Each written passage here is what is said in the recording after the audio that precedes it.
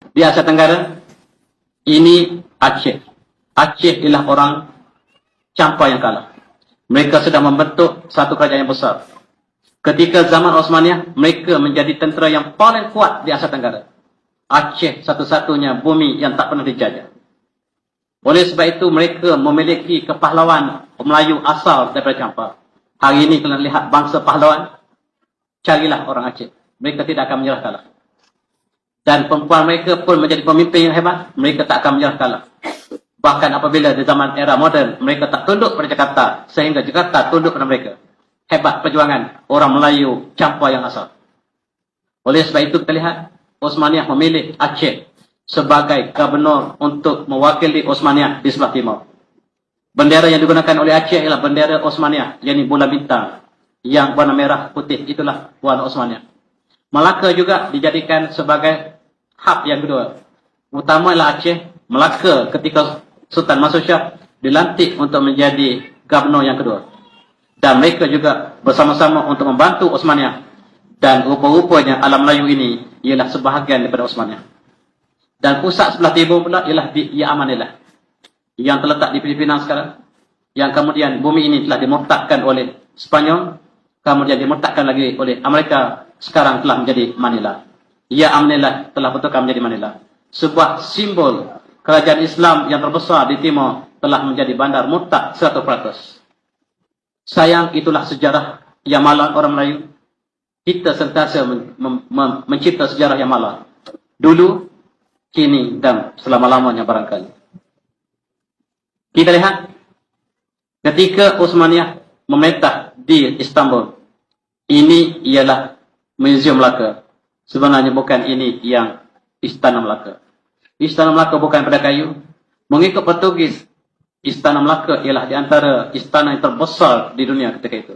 Yang mengalahkan istana di Portugal. Portugal itu asalnya Andalusia, yang namanya Portugal. Portugal maksudnya limau, oranges, yang sudah menjadi Portugal sekarang. Kita lihat nama-nama di Spanyol, masih lagi kebanyakan nama Islam. Madrid, itu asalnya Majri, sungai. Kita lihat di sebelah timur, ataupun di belakang selatan di Prancis, namanya Marseille. Nama asalnya Marsa Ali, Pelabuhan Ali. Oleh sebab itu Malacca, tadi kita sebut Malaga. Malacca, Lisbon, dan nama-nama yang ada di Spanyol masih kita boleh tulis dalam bahasa Arab. Menunjukkan sejarah yang gemilang Islam bertapak di situ 700 tahun. Dan membina Eropah daripada zaman kegelapan menjadi satu zaman era yang agung. Dan inilah bendera Osmaniyah. Di sebelah kiri ini yang masih menjadi bendera Turki ialah bendera Osmaniyah yang simbol kepada kerajaan Islam yang terbesar ketika itu. Dan bendera Aceh ialah bendera yang sama, cuma diletakkan pedang. Bendera Melaka masih sama seperti bendera Turki sekarang. Melaka ketika Sultan Melaka masih menggunakan bendera yang sama. Bahkan Filipina juga menggunakan bendera yang sama. Maksud namanya itu kerajaan Sulu. Dan di Moko, Al-Muluk, nama sekarang Maluku, juga kerajaan Islam yang menggunakan bendera yang sama. Maksudnya, kita adalah Osmaniyah. Tetapi tidak pernah ada satu buku pun di negara kita yang tulis bahawa negara kita berada di bawah Osmaniyah. Kecuali dengan rendah dirinya, buku saya yang bertajuk Turki dan ada di belakang. Ini saya cuba tunjukkan kembali bahawa Melaka dengan bukti yang kita ada ialah sebahagian daripada kerajaan Osmaniyah dan mereka memiliki infrastruktur ataupun logistik tentera yang terbaik di dunia ketika itu.